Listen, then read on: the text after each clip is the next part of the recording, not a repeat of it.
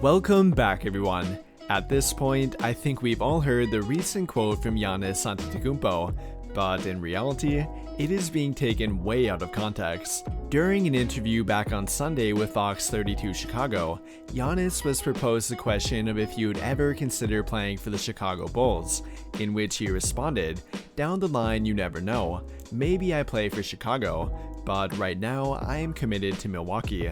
And let's keep in mind that he said that while acknowledging their prior history, as he referenced Michael Jordan, along with the championships that they won while Jordan played for them. From that alone, I don't think there's much to worry about here if you're a Bucks fan, although I do think there's something to read into here regarding the comments he makes like this one in general. Rather than it being about Giannis joining the Bulls though, I think it has much more to do with him commanding control in Milwaukee, and in my opinion, he has every reason for wanting to do that. Throughout the past 5 to 10 years in the NBA, player empowerment has been growing, and with it has come players gaining leverage and even a level of control over their team owners. Now it obviously takes a generational type of player to gain that power, but we have seen it from guys like LeBron James, Steph Curry, and even with what Kevin Durant is trying to do right now. LeBron James has really become the poster boy of player empowerment. During his second go-around in Cleveland, he only took short-term contracts to gain leverage over team owner Dan Gilbert.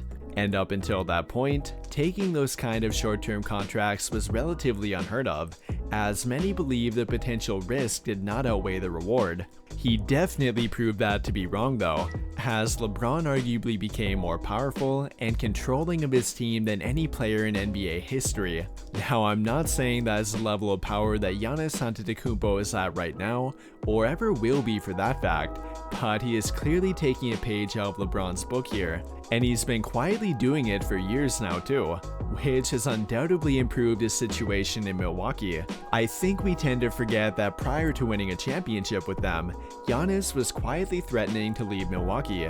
Not that he was being loud or disruptive about it, but he obviously wanted change within their franchise.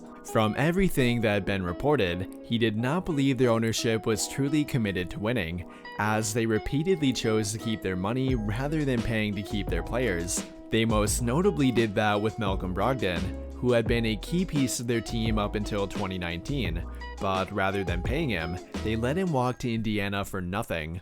And following another early playoff exit later that year, many feared that Giannis might leave them.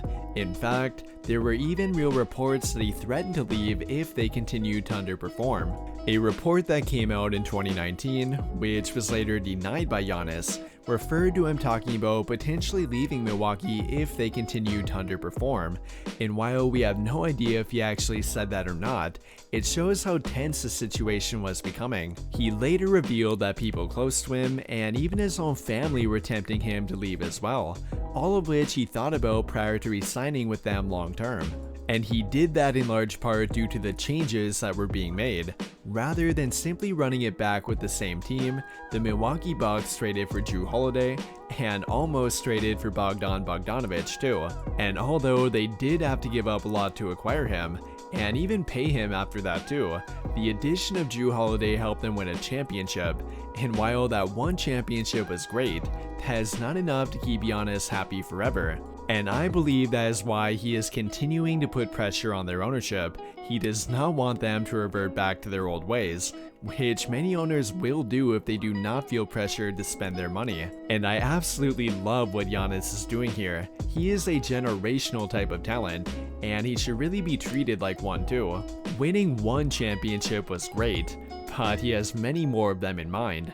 And in order for him to do that in Milwaukee, he needs to continue to pressure the front office to make winning moves. Whether that means spending money to keep their team together, making trades, or entering the dreaded luxury tax, he cannot allow them to get comfortable. And once again, that is why I believe he feels the need, or simply feels comfortable making random comments like this one.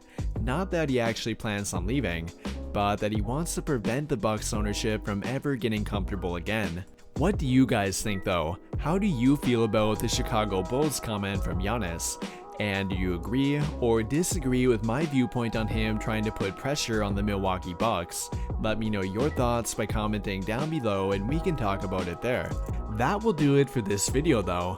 Big thank you to those of you who took the time to watch until the end of this video, and until the end of all of my videos in general.